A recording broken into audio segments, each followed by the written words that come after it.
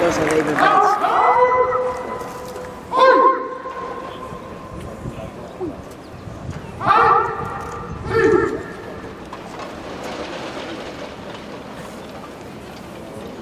Ladies and gentlemen, today the class of 1966 will present commemorative second lieutenant bars to members of the class of 2016 as they take their place in the long gray line. The class of 1966, having just celebrated its 50th class reunion here at West Point, has developed a special relationship with the class of 2016. Since the summer of 2012, members of the class of 1966 have engaged with and supported the class of 2016, participating in special events that mark a cadet's West Point experience. This tradition of forming bonds and mentorships culminates today when the class of 1966 presents a set of second lieutenant's bars engraved with 66-16 to each graduate. The representatives of the class of 1966 presenting the bars today are seated on either side of the dais, and I would like to introduce them to you now. On the south side of the dais, to your right, Mr. Peter Conn, class president and former managing director at Bear Stearns. The Honorable Michael Wynn, former secretary of the Air Force.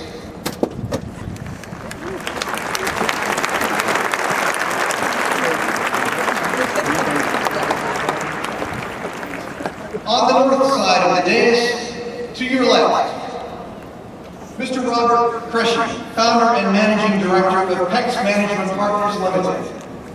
Lieutenant General, retired George Crocker, former commander, 82nd Airborne Division and 1st Corps.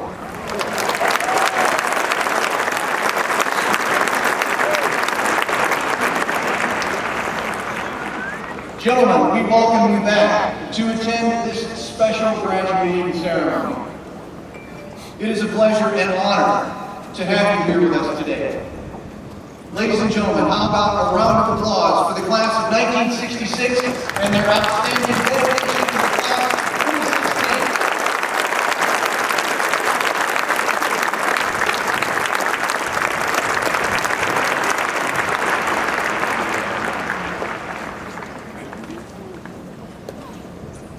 Ladies and gentlemen, and members of the class of 2016, just as the long gray line represents the connection of all graduates throughout the Academy's storied history, today's faculty procession recognizes the dedication and academic excellence of all United States Military Academy faculty, both past and present.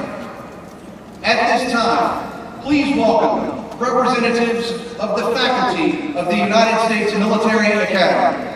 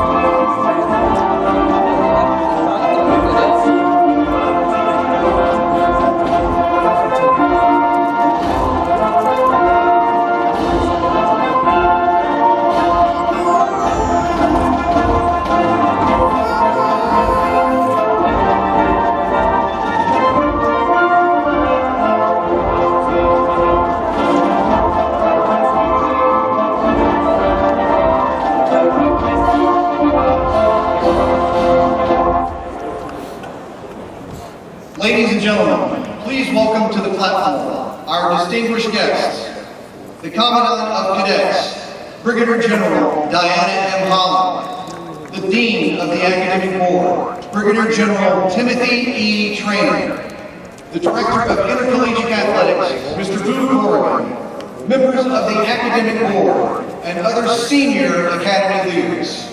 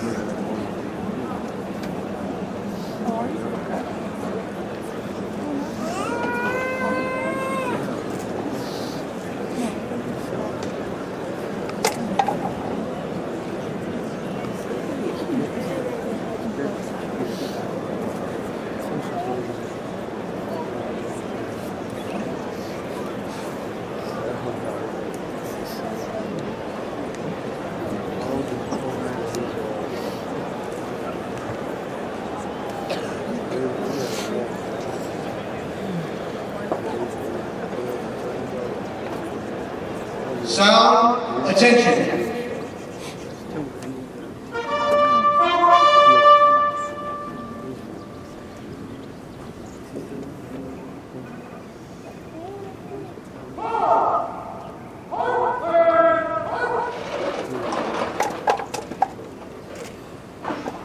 Ladies and gentlemen, please rise for the entrance of the official party.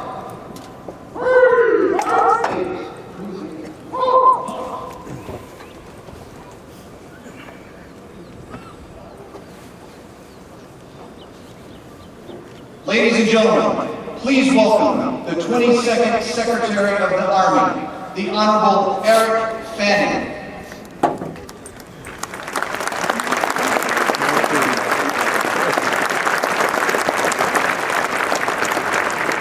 The 39th Chief of Staff of the Army, General Mark A. Milley.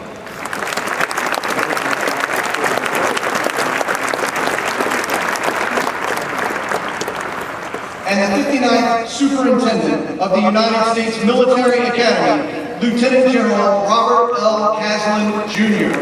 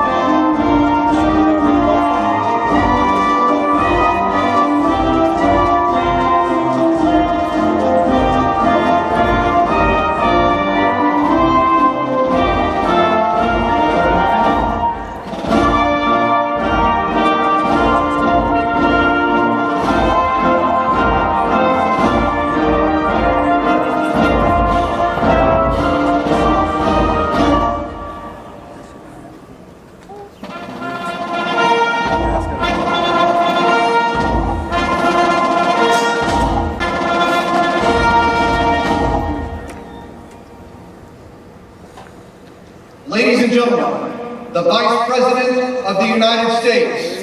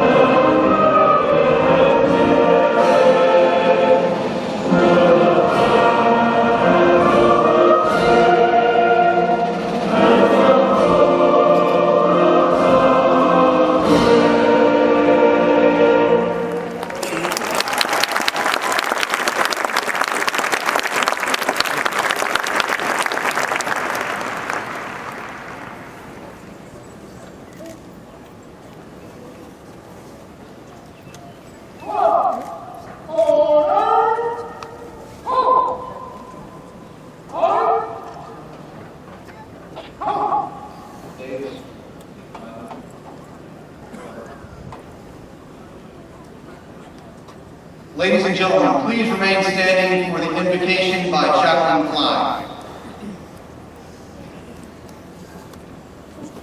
Ladies and gentlemen, I invite you to pray with me if you so choose. Almighty Father, since this country was founded, each generation of Americans has been summoned to give testimony to its national loyalty. On 2 July 2012, the United States Military Academy class of 2016 stepped onto this hallowed ground to answer that summons. In the intervening 1,418 days, they have striven to arrive at this hour. For their sake, and for that of this nation, we pray that these happy few have confirmed the values of duty, honor, and country while cadets at this institution. We ask that you give these soon-to-be second lieutenants the will, courage, and tenacity to be the leaders of character that you want them to be. May their motto, "With honor we lead," be emblematic of who and how these soldiers are. Now, may these proceedings honor you, this nation, and our graduates. Watch over those great Americans deployed at this effort. Trusting in your goodness, we pray these things. Amen.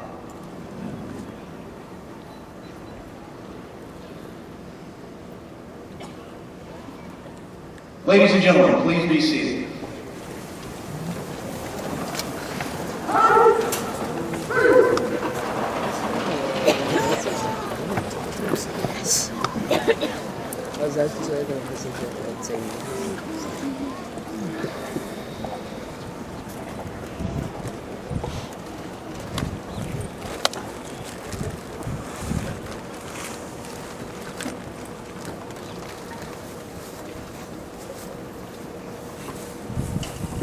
Ladies and gentlemen, please welcome the 59th Superintendent of the United States Military Academy, Lieutenant General Robert L. Caslin, Jr.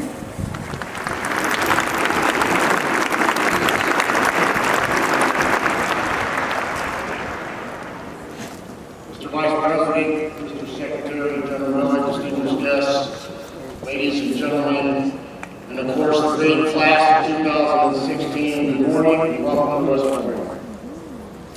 What a great day here at the world's premier leader development institution. This week started out on the cooler side, felt more like January than May, but between the G3 and the chaplain, we got ourselves a beautiful day for graduation, so thank you all for being here. So you may recall that at last year's graduation ceremony, our guest speaker serenaded the class of 2015 with a few bars of Sinatra, a graduation karaoke of sorts. And it left such a lasting impression that I was asked to do it this year. And while I was a little flattered, even to be considered, the hard truth is that while I have many talents, singing just isn't one of them. Drive a Harley across Michael Stadium, I'm in. Order a ping pong ball of salt in Annapolis, call me.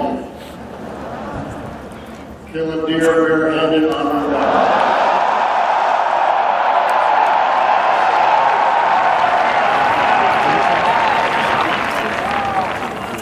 Not so much. So class of 2016, ladies and gentlemen, I leave the graduation karaoke in the capable hands of others. I know you're disappointed, but believe me, I'm doing you all a favor. Consider it my graduation gift to you all. Before we begin, we'll just take a moment to acknowledge our distinguished guests who are with us on the dais. This morning, graduation speaker, the 47th Vice President of the United States, the Honorable Joe Biden.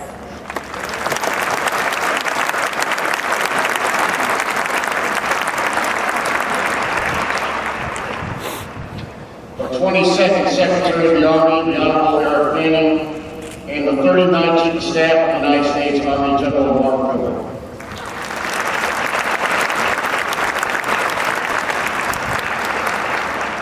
I'd also like to acknowledge 4 members of the class of 1966 who are with us this morning as bartenders. The Honorable Michael Wynn, former Secretary of the Air Force, retired Lieutenant General George Crocker, former Commanding General of the 82nd Airborne Division and First Corps, and retired Colonel Johnny Capori and Mr. Robert Creasy. I want to take a special and thank them very much for the work that they do and the support that they've given over the last 4 years.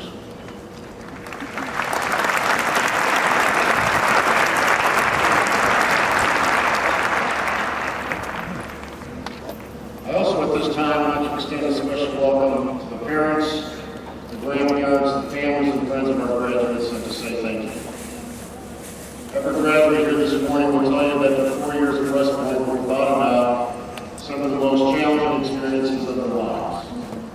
And they succeeded. And a huge part of their success is thanks to your love and support and encouragement and motivation. So thank you very much for your continued support and helping our cadets to get here, to stay here, and to make it to the end. So class of 2016, will you please join me and stand in a huge round of applause for your families and friends here today, and to thank them for all their support for me.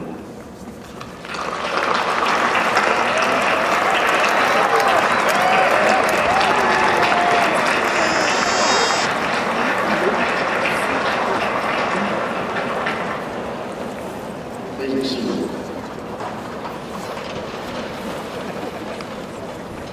be sure to thank them again after the ceremony. And I'll tell you one last time, something I told you on a number of occasions during your time here. Write to your parents, call them, email them, FaceTime, or Skype them. Whatever you do, stay in touch with them. They will continue to be a source of support and encouragement for you as you leave here and head to the field. And Mom and Dad, feel free to remind your soon-to-be lieutenant that one of their last final orders was to stay in touch with you from your superintendent.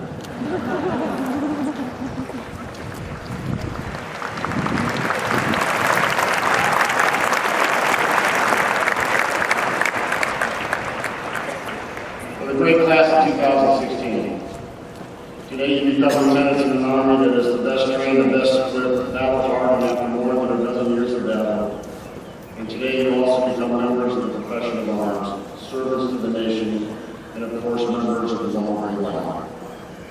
50 years ago, as the class of 1966 was preparing to graduate, our nation was sending a buildup of troops to South Vietnam. In the minds of those cadets from a half century ago was the understanding that they would be sent overseas to lead America's soldiers and fight in Vietnam. In fact, 579 graduates of the class of 66, 98% of them would see service in Vietnam. And while they understood what awaited them on graduation, they did not know what history would demand of them.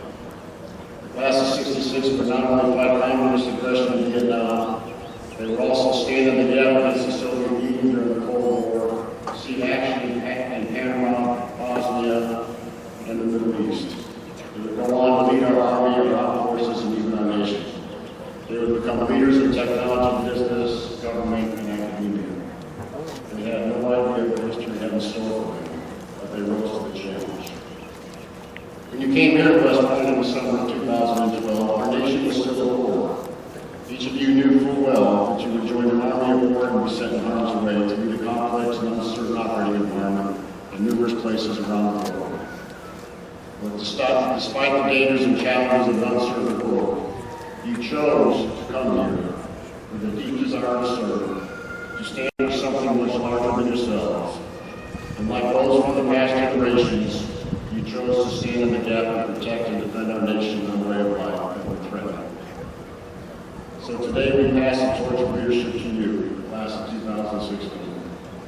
In a little while, you'll take the oath to support and defend the Constitution and go forth to lead our army with honor and distinction. General Dempsey was always fond of saying, make it matter, which is the last thought I want to leave with you.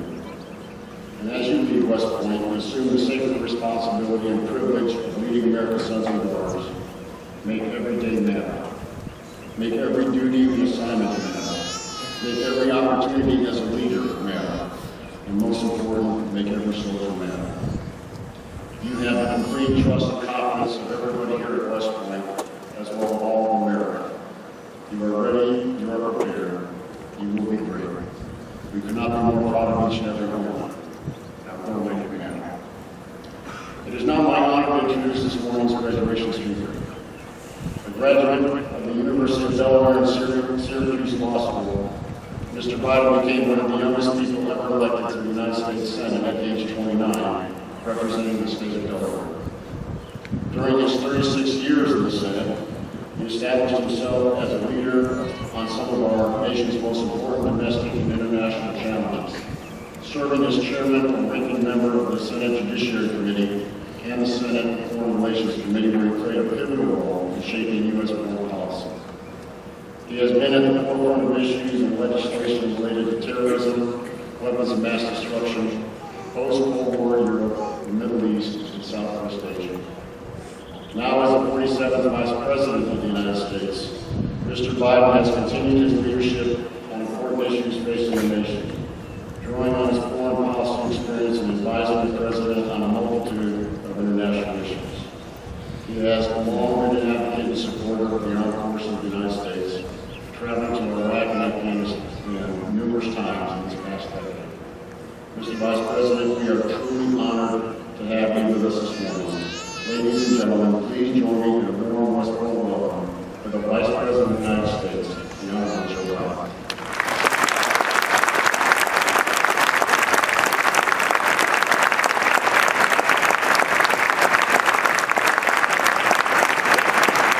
Thank you, General. Class of 216, man, you're a good-looking bunch. I want to start off by acknowledging, although I'm Irish, I am not Dempsey and I cannot sing. I almost requested no soup. I almost requested that I walked in and on my walk out today, I almost requested they play Tsunami. I thought if I were to get the party started, I just wasn't sure this stadium could take it. But I did advise the Secret Service, I did advise them at guarding the BP motorcade to watch out for flying printers.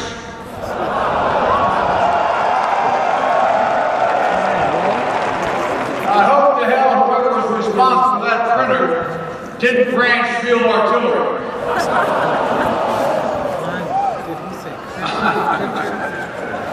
Y'all earned a reputation. 1,000-person field fights. At least your class didn't end. At least your class didn't end with a lot of concussions.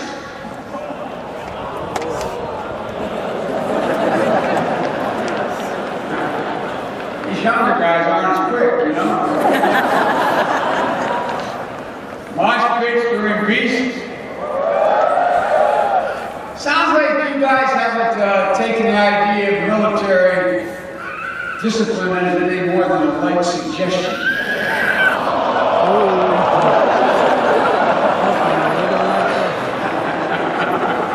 Ladies and gentlemen, distinguished guests, soldiers, officers, faculty, staff, United States Military Academy, moms, dads, grandparents, brothers, sisters, welcome. Welcome and thanks for welcoming me here. But I want to tell you, I have an ulterior motive. This is the second great opportunity I've had to do this. But there's a special part of the day that gives me great pleasure. Governor Chris Christie is here. Congressman Chairman Ed Royce is here. And Saxby Chambliss, Senator Chambliss, whose grandson's graduating day, is here. I really wanted to do this to force these three Republicans to actually have to listen to me make a speech. That's the real reason. That's the real reason I'm here. Actually, I consider all three friends, and I hope they consider me friends. Chris and I graduated from the University of Delaware, and Chairman Royce and I continue to work together on matters related to national intelligence and foreign policy. And Saxby Chambliss misses one of the great guys and a great friend. And Saxby, again, special congratulations to you.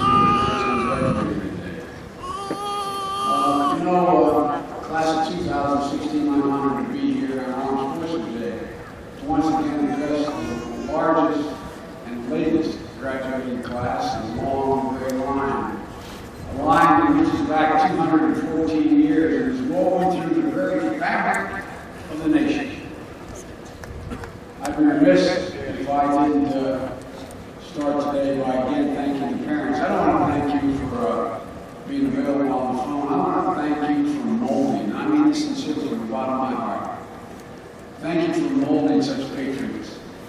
Thank you for molding young women and men the value set that is the essence of who we are as Americans. Thank you. Thank you, thank you for teaching them to put something before self. Thank you for what you did. And I know it's a little bittersweet today. It's got to be a little bittersweet. But a little bit like on that first day in June when they said you got 60 seconds to say goodbye, and I recall on our day. You know, I realize for some of you, today comes with mixed emotions. But I'm confident, all your parents and grandparents, that the overriding emotion is one of incredible pride in their unreachable character, their bravery, their unwavering determination, and the accomplishments of your daughters and your sons. We are proud of them as well, but we're also proud of you, parents, and I mean that sincerely. Thank you. nation thanks you.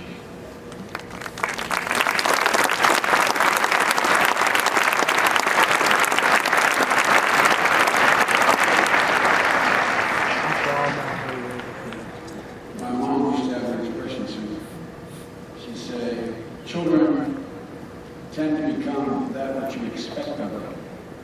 She was deadly earnest. Children tend to become that which you expect of them. You expect a lot of these young women and men, and you got it. You know, cadets, you made it.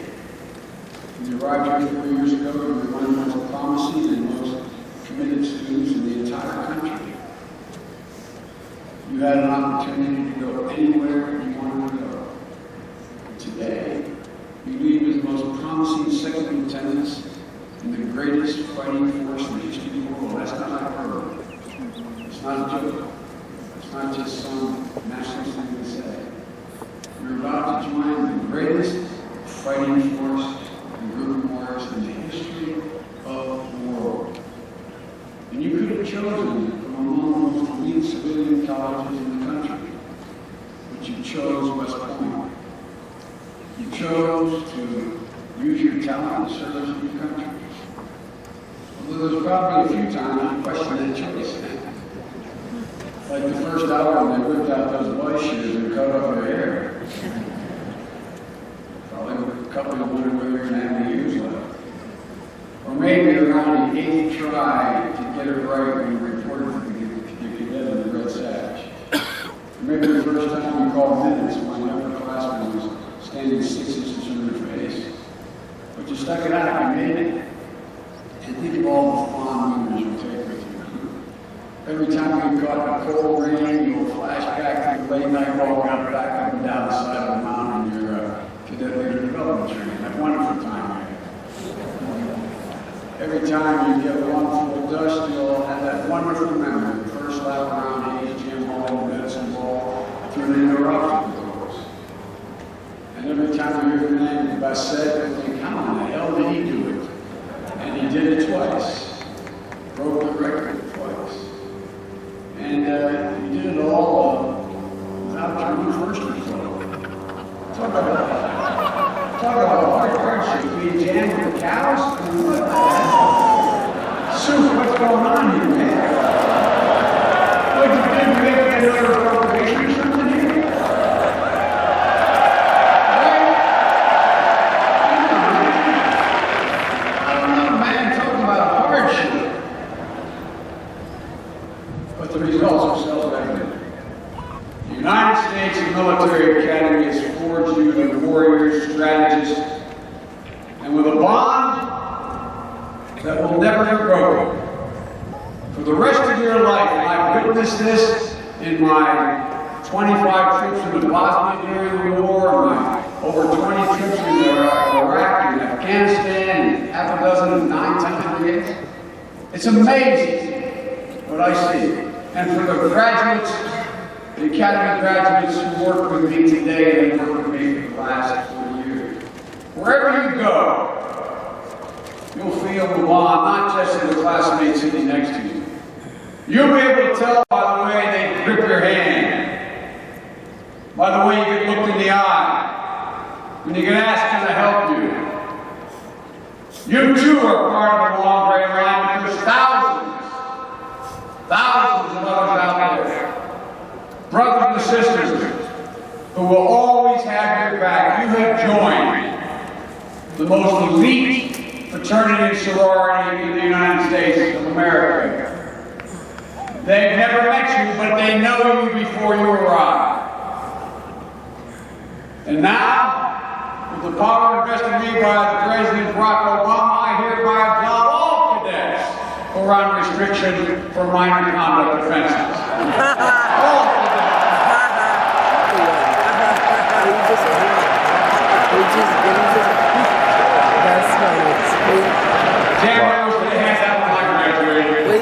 Hey Mark, just lock it down. Listen. He released all cadets that have been on some type of restrictions. If kind Class of 2016, your parents and no generation gets to choose the world into which they graduate. so many years. You enter a history that's already been written for you by others. Since 9/11, we've seen a generation of heroes step forward. 5 million signed up to serve, knowing full well they were likely to be sent into harm's way. 2.77 million deployments. Many times multiple deployments, including 23 combat veterans graduating today. Will you 23 please stand up? Thank you. Thank you, thank you, thank you.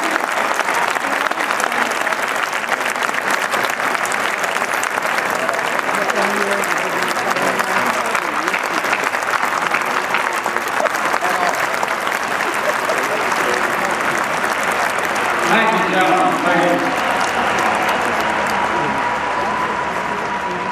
Something special about that. They've seen it. They've been there. And they said, send me, Lord, send me back. Let me go to the academy so I can go back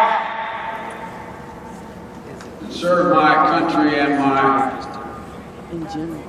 cause. But now it's your time to write history. It's a different world. Globalization, digitalization, artificial intelligence, failed states, stateless actors. And America is going to need all your skills to face this incredibly more complex and interconnected world. You're going to need every tool your predecessors possessed when they walked out of the Mickey on graduation day, but you're going to need more. And you've been trained to possess more. You're going to need to ensure the United States is prepared to deter aggression and defend America's interests in the face of regional powers. Regional powers that are investing billions of dollars in an attempt to erode our conventional military advantages and to challenge us in the domains of cyber and outer space. Yet do we still call to hunt down terrorists, insurgents, criminal networks whose barbaric tactics that are centuries old, but also have learned how to employ high-tech tools like drones and the internet. To fight the battles of tomorrow,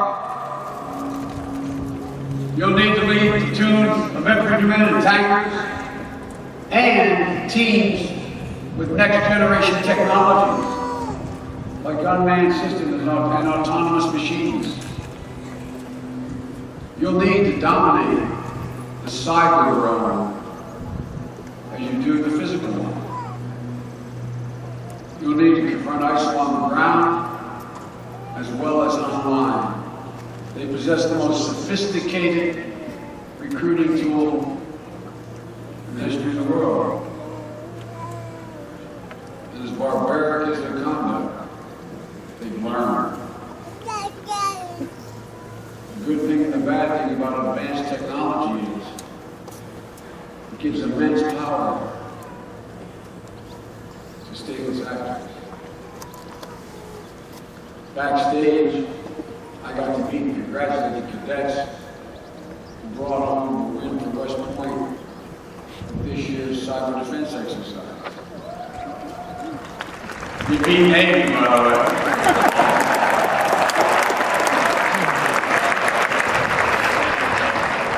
But this isn't just a celebration of a competition. They know that every parent should know how critically important their skills are to the future of our national security. When I was coming up, graduating into the Vietnam War, no one worried that someone 18,000 miles away might be able to knock out our entire electrical grid. Whether the nation developed the capability to potentially take out our satellites that affect command and control, or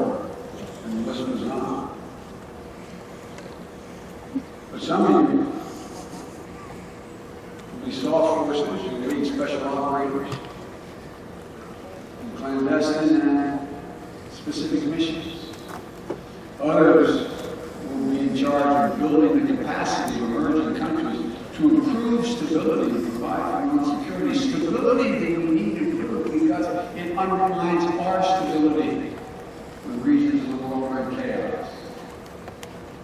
And still others of you will have to manage the tremendous challenges, the humanitarian crises posed by climate change, mass migration, and the spread of infectious disease.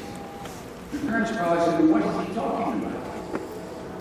Every single crisis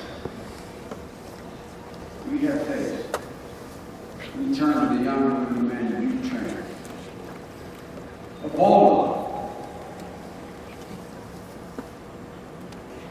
other diseases, birth.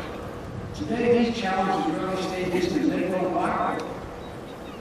You've been trained to be more nimble, more multidimensional. You understand that although we'll never hesitate when necessary to use our force to secure our vital interests, the United States is strongest when we draw on all the instruments of our power, including our economic might, our diplomatic reach, our developmental work, our networks of unparalleled alliances, our dynamic and innovative people. You know it. They have to even understand all pieces of it. I was asked not long ago in an interview to name the 10 most consequential people I've met in my 42-year career.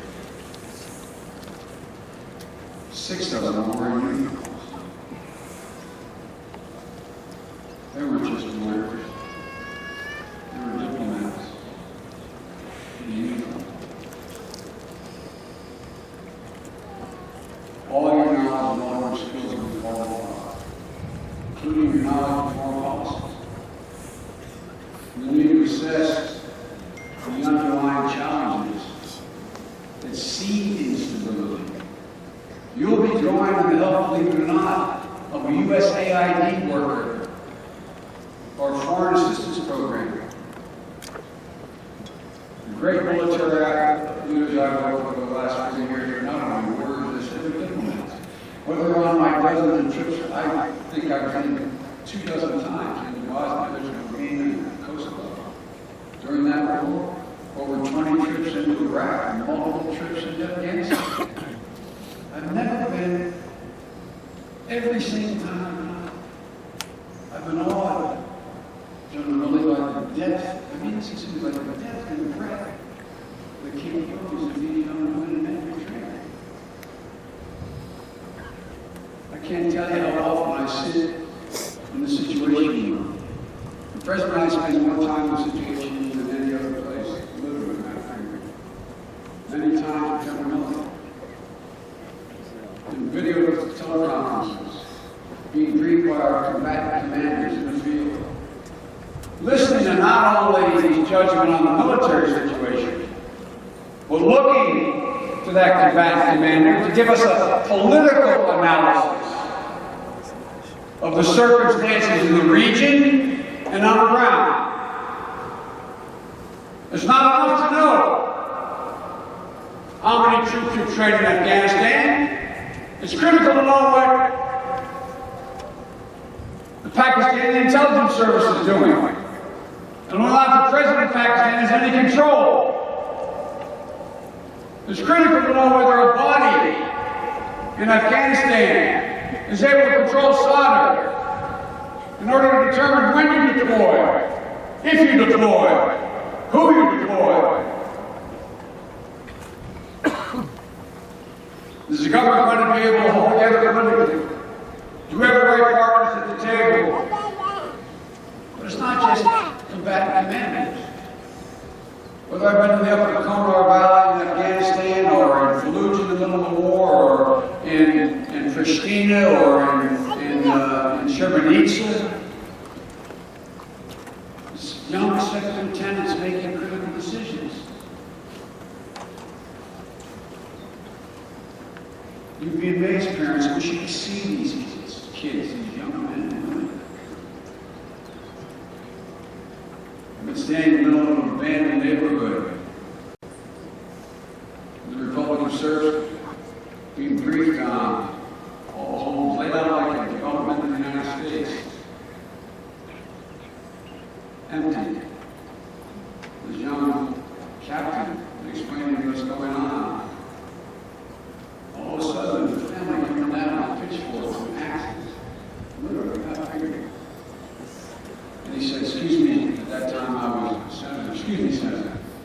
He runs 2 blocks. He confronts this family coming down the street.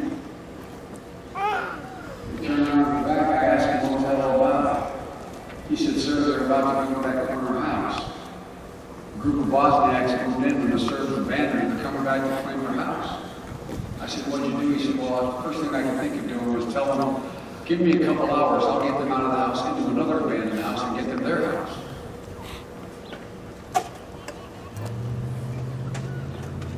We're sitting in the school in Iraq after we just built a water system. 300 people packed in the school like it was some kind of school board meeting, except these are the sheikhs and others. And a young first lieutenant standing there running the meeting as if he were a local elected mayor, literally keeping a war from occurring on those streets by deciding how to get PCV pipe under the road into another neighborhood which wasn't supposed to get the water.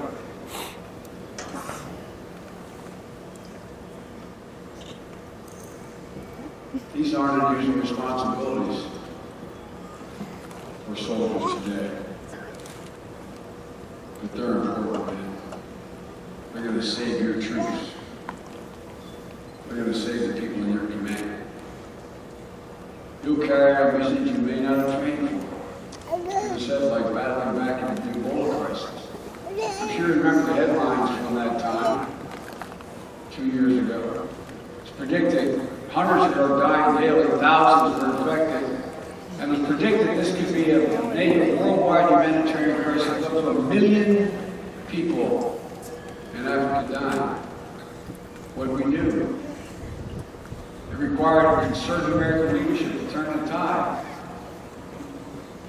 The World Health Program didn't make it. I remember sitting with the president in the situation, not a joke, looking at the deficit. He said, "Sir, the military. The military." So we turned to you.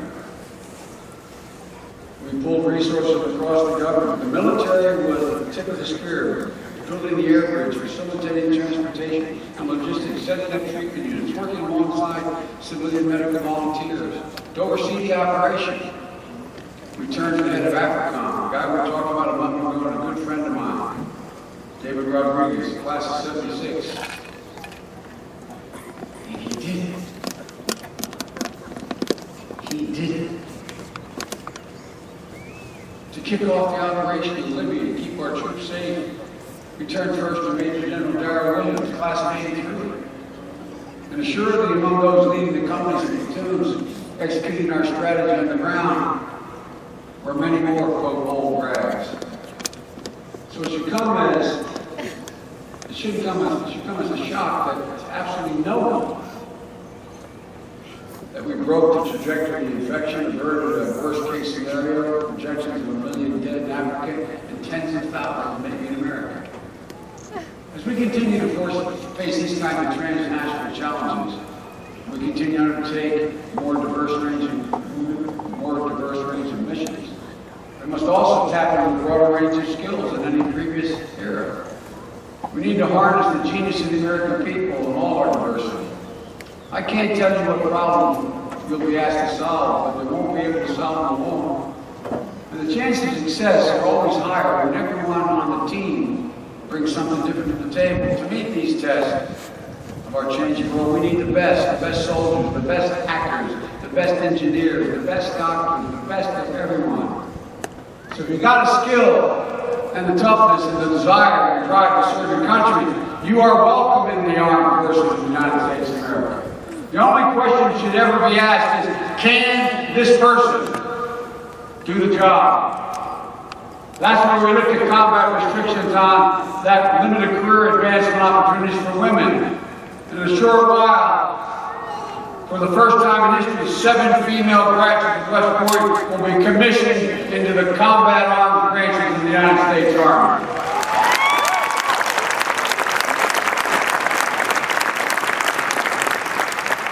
As the number of women rise at West Point, the gentleman Billy, when I was a young senator, 30 years old, I was among the first people ever appointed women to West Point, and God didn't cause a fire. Well, you think I'm kidding? It's not. But I knew then what you all know now. We have to raise and open more opportunities. I expect to see more and more women follow into the Army. And the number is going up. By the way, 16% of your class is women and 22% of this lead class this year is women.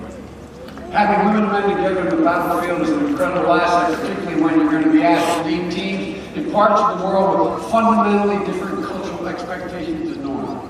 You've been trained here by your professors and teachers to know that certain things you can do in villages in Afghanistan, you can't do in Iraq, that you can't do in Syria, that you can't do in Mali. It matters. We can't afford to leave the talents of any individual on the sidelines. The needs are too great, our challenges are too large, and that's why we ended the politics of discrimination against the LGBT members in the armed services with discarding the last hotel. Ladies and gentlemen, E.J. Coleman, your first captain class president, is only the 3rd cadet in the history of West Point to hold both those roles. His name will live alongside John J. Parsons and Pete Dawkins as the only other 2. And not long ago, he took the lessons you've learned here about being authentic to heart, and that the courage the public can come out to General Cassidy. 6 years ago, E.J. would have been discharged from the Army, and we'd have been lost an incredible talent. Thanks for your courage, E.J., for your leadership, and I expect we're going to hear big things from you about. There's another benefit. Having a force as diverse as our nation, one that I've seen over and over as I've traveled the world. America is strongest when we lead not only by the power of our example, but by the example of our power. My son, Bo, Major Bo Biden, who I lost last year, was the Attorney General of the state of Delaware at the same time he served in the Army National Guard. In 2008, on condition that he would not be associated any longer with his office, he was given permission to join his unit as a brigade trial counsel in Iraq.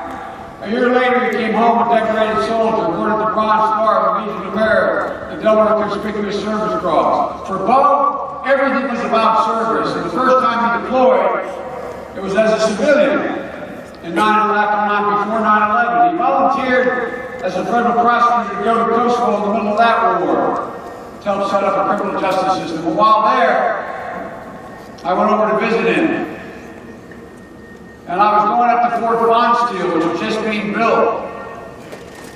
And as we drove up the rutted road out of Pristina on a hill with our tires spinning with a Kosovar driver, we got halfway up the mountain. They're literally cutting the top of the mountain off and put on an airfield of barracks.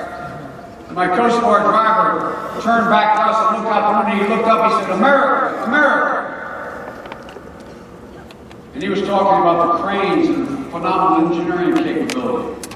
This is an absolute true story. My brothers and Biden and I turned at the post. We had a red and white post covering this mud road. And I pointed to the people standing next to it by the shack. I said, "No, that's America." There was a sergeant who was an African American. Standing next to him was another sergeant who was Hispanic. Standing next to him was a lieutenant who was a woman. Standing next to him was a one-star black general. I said, "That's America. And until you understand it, you'll never have peace." Think of the places we're being sent to fight. They're in countries that are divided based on ethnicity, religion, race. So our example matters. In so many places, so many people, you are the face of this generation. I have my schedule in my hand every day. 5 o'clock, my office calls the Department of Defense. There's no black box here. And it says daily troop update. And it lists the number of troops died in Afghanistan and Iraq. It's 6,745, not 6,700, 6,745. Because every one of those fallen angels represents a whole community back home. U.S. troops wounded, 52,392, not over 53,000. And over 300,000 coming home with unseen wounds. We have an obligation to treat the rest of their lives. How powerful a message when the face that we show truly reflects how proud, how inclusive, how awesome our ideals are. That's America. So class of 216, I've served in high public office for over 40 years. I've worked with 8 presidents, 14 secretaries of state, 16 secretaries of defense. And I've observed, whenever our nation is facing tough challenges, whenever the stakes are highest, we turn to the United States military, the United States Army. Whether it's fighting terrorism, training our partners, reassuring our allies, hauling out breaker disease, or providing humanitarian relief, we call you. And right now, the stakes could not be higher. We have to keep America safe, both at home and abroad, Americans. We have to protect the artillery, the arteries of global commerce that are lifeblood for our economy. We have to defend universal human rights and stand up for our values against those who seek to erode democracy around the world. And mindful of all the sacrifices beyond our next week of Memorial Day and the remainder of every day, we're counting on you. It's not hyperbole, we're counting on you to be America's sons and daughters wherever we send them into harm's way. Our country is entrusting you with an incredible responsibility, because we know that whatever challenges lie ahead, you're up to it. You're better equipped, you're more diverse, trained for success. Like every West Point graduate ahead of you, you now mark the 72,800 graduates from this great place. You're tough as nails. I can't predict everything required of you in your career, but I do know that'll be the most challenging, most rewarding work you could ever undertake. I know it will require the best of you, and I know without a doubt that each of you will rise to the occasion. Few people your age are ever put in a position of leading so many so early in your career. Think about it. Imagine if you went into the corporate world. Can you imagine any corporation giving you control of as much billions of dollars worth of equipment? Men's and women's lives happens nowhere but here. Your soldiers will not all have the same personal histories, but like all of you, they will have decided, because of the volunteer army, to prepared to defend their country. They're going to look to you. Shortly when you got, you're going to be looked to for your example, how you lead, how you treat them. You'll be their counsel and confidants, and some will be considerably older than you. You'll be there for all of their souls and all of their families. This is going to require not only a sound mind, but a great heart and and a real dose of humility. Class of 2016, you've chosen the motto that embodies the core of West Point training. With honor, we lead. Hold on to that as you face the challenges ahead. Lead with honor, no matter the uncertainties. For honor will be your North Star. If you allow me one final point of personal privilege, I want to say that I brought today my grandson. He's about to go into 5th grade next year. He's the son of my deceased son. I brought him with me when I spoke here 4 years ago because Bo's military service was among the things he was proudest of in his life. At the end of the ceremony, you all throw your hats up, but I might know a little hunter then, 4 years younger, ran out and grabbed a hat. We were riding back in Air Force 2 afterwards. He looked at me and he pulled it out and said, "Pop, I'm going to West Point. I'm going to West Point."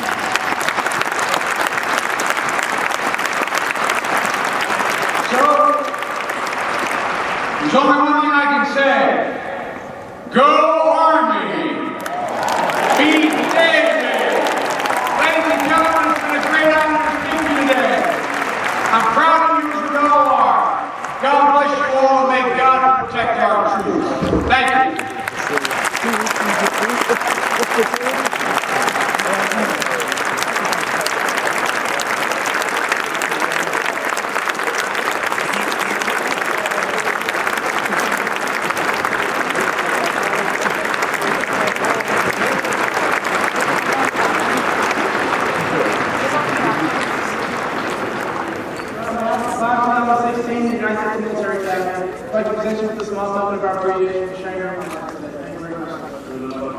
Thank you all very much. Great honor.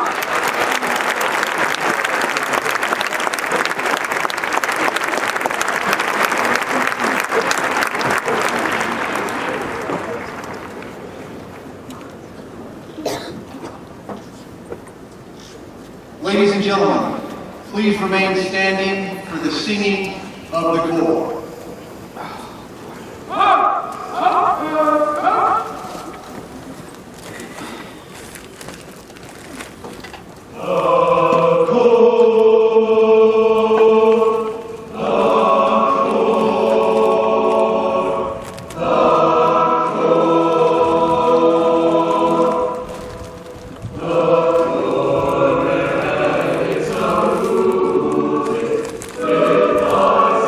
Thank you.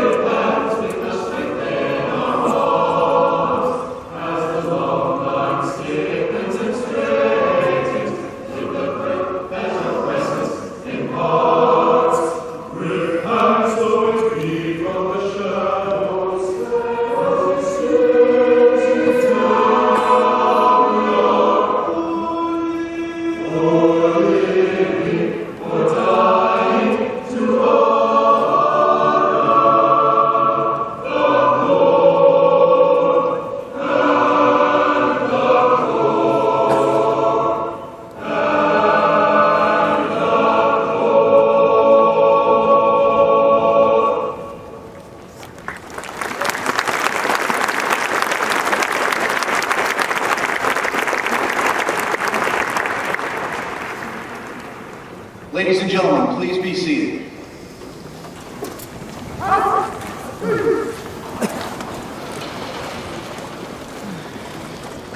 Ladies and gentlemen, please welcome the Dean of the Academic Board, Brigadier General Timothy E. Traynor.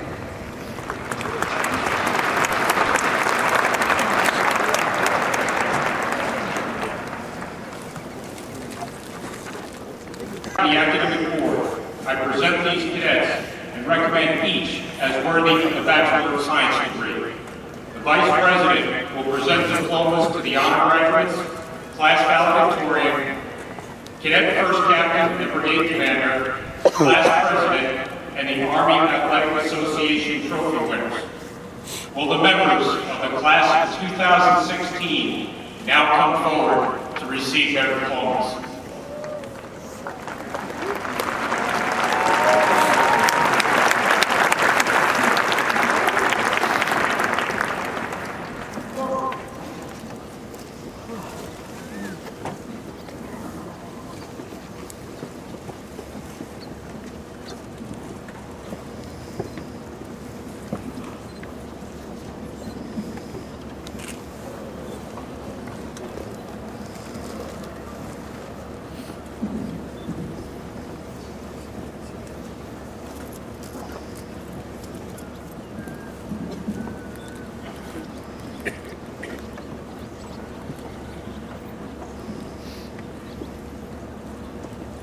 Eugene J. Coleman III, Class President.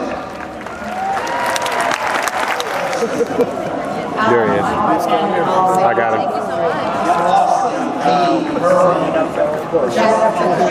Katie, Kathleen H. Holder, Chase B. Go ahead. Ryan B. Johnson, Ryan J. Foreman, Joseph S. Kim, Tony, I missed him call your name. Sorry, my battery's almost dead. Philip A. Latchford, Joseph M. Lane, Daniel H. McCormick, Daniel J.